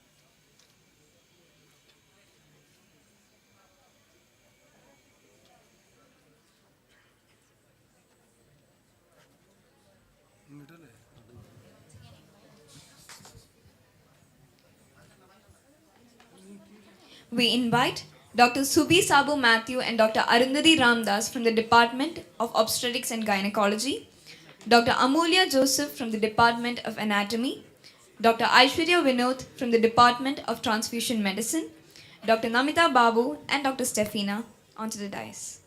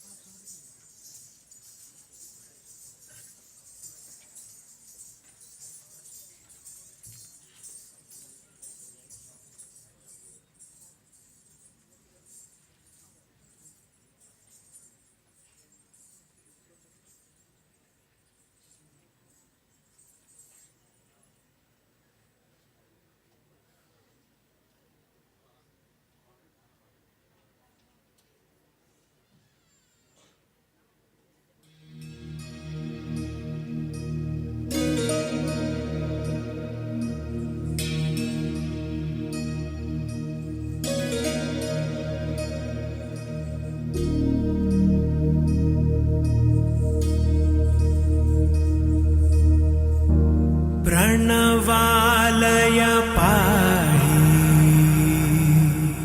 परिपालय परमेशी Kamalalaya Sridevi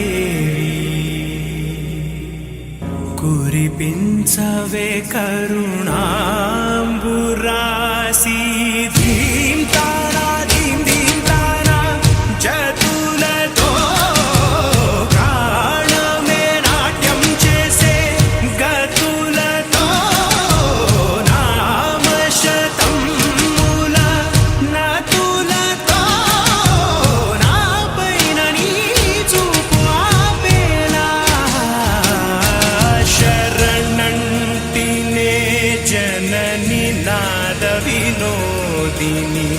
भुवन पालिनी वे अनाथ रक्षणनी विधि कादटे मोरविनी चेरवटे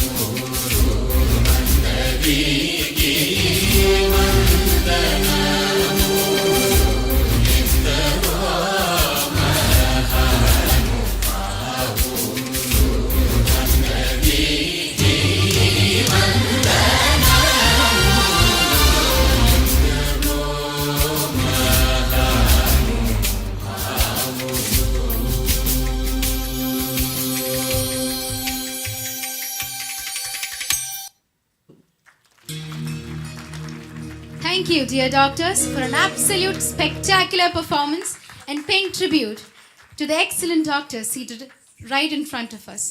Thank you.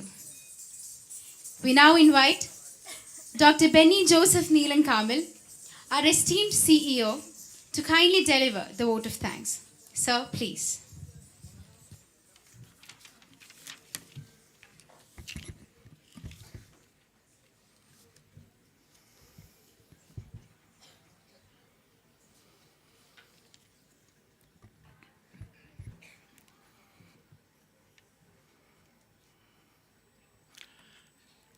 Oxymoron is a beautiful English word that I learned and heard about a decade ago. The context was ethical advertisement was termed as an oxymoron. Today, when we work in the healthcare world, having heard two legendary speakers, I'm sure ethical healthcare is going to be a debated oxymoron in the days to come. It was in this context that 3-4 years back that we decided to hold these two elegant functions, an award in the memory of Msgr Mathew Muringathery and Oration by Dr. HSA Adenwalla. We wanted to ensure that ethical healthcare will not be a mock oxymoron. Ethical healthcare, value-based healthcare should always go hand in hand in the days to come. It was in that context to promote this that we organized this event. I'm extremely happy that we have an extremely erudite chairman, His Grace Mar Andrews Tharat, who is the Bapu of Jubilee institutions, to lead our institution. In every meeting and in every encounter that we have with him, he instills the values of this ethical healthcare, keeping up the fabric of a missionary healthcare spirit. His Grace, your presence and message was truly contextual. On behalf of the people gathered here, we extend our heartfelt thanks, His Grace. None of us have got an opportunity to meet the Bapu, the father of the nation. But today we are honored that we could at least meet Mr. Tushar Gandhi and hear his flawless speech and how Bapu, in every act of his, rendered this compassion while in dealing with this close context. Thank you, Mr. Tushar, for delivering such an insightful speech. Only one thought that I had, Mr. Tushar, if you had come to Jubilee 3 years back, you would have done your coronary bypass in Jubilee and you would have ended up paying only 2.5 lakhs instead of paying 12 lakhs in wherever you did your surgery. Thank you, Mr. Tushar, for your presence. Dr. John, you stole our hearts today. Your speech was very motivating. I know you. We knew each other for the last almost 4 or 5 years. I have interacted with him in CMC Vellore. And that particular context was all about digitalization of healthcare. And I remember what you spoke to us during that day, what kind of a modern ultra digitalization is possible in a remote village like Bisamkatek. While congratulating Dr. John again, we thank you and your life partner for being with us and receiving the award. Thank you. I also want to take this moment to thank Mr. Sethu.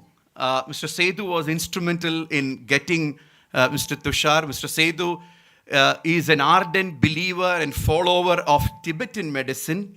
He's also the proud son of famous cartoonist Mr. Yeshudas. Thank you, Mr. Sethu, for facilitating this event. And we are extremely thank you to Gulnar Aunty, Homay, Meher, Mr. Kumar, and the family who came from Ooty, Coimbatore, and Abu Dhabi for attending this program. Thank you so much for being with us. While we thank them, we once again remember the unwavering support that Dr. Adenwalla gave it to us. I remember I had the great privilege of working with Dr. Adenwalla for a few years. I remember the very interesting fights and arguments that we used to have at many point of times, and he was an ardent believer of what His Grace Archbishop spoke about in his presidential address. Thank you, advisory board members, representing them, Mr. George. We have the honorary directors here. We have the fraternity members. Thank you all for coming here. We have the representatives from the press and the media. Thank you, press and media, for being with us. We have many guests who are here. Most of you who are sitting in front of me needs a special mention and thanks. Thank you, all the guests, all the invited people who have participated in this program. Many of you have traveled from length and breadth of our state, and others are from the other part of the country. Thank you all for being here. We have the management team heading with Father Rennie. Father Rennie doesn't require a thanks, but management team headed by Father Rennie. Jack team are also here. We have the research team here. A special mention to Dr. Varghese. Where is he? Dr. Varghese, who is a tough taskmaster in organizing this kind of a program. So we decided that we will give this program to coordinate and organize to Dr. Varghese again and again. Thank you, Dr. Varghese and team, for this. We have a lot of people who helped this program to be possible. We have the entire research team. We had Franco, Diol, Praveen. Many organizing committee members were there. We had Joshi sir and HR team. We had the sound team. We had the engineering team. Many of you made this possible. I forgot to mention the family members of Msgr Mathew Muringathery. I know 4 or 5 of you are here. Thank you, dear family members of Msgr Mathew Muringathery, for being with us. Last but not the least, I want to thank the entire Jubilee family for being with us this evening. I think our responsibility by hearing the speakers really continue and manifest in in many folds. So because for us, the challenge is to continue this ethical healthcare, value-based healthcare as a challenge we will together build up. Once again, thank you all, and let's wait for Pelecanus 2025. Thank you. Thank you, sir. As we conclude Pelecanus 2024, we are filled with gratitude and inspiration. Today, we celebrated visionaries, extraordinary achievements, and the unwavering spirit of dedication that defines Jubilee. Let us carry forward the values of service, innovation, and excellence that this event embodies. I request everyone to kindly rise for the national anthem.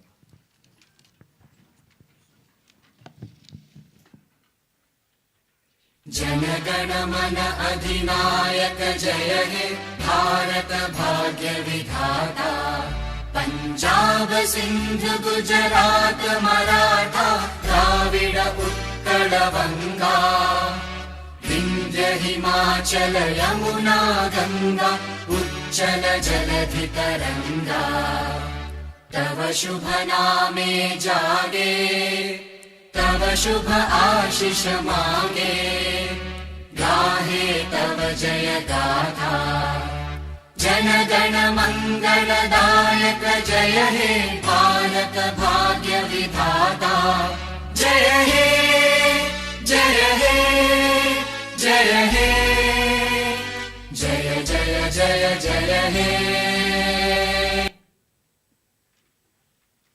Thank you all, and we look forward to seeing you all at Pelecanus 2025. Everyone, please note that the refreshments are being served outside the hall to your left. Kindly feel free to enjoy them. Thank you once again.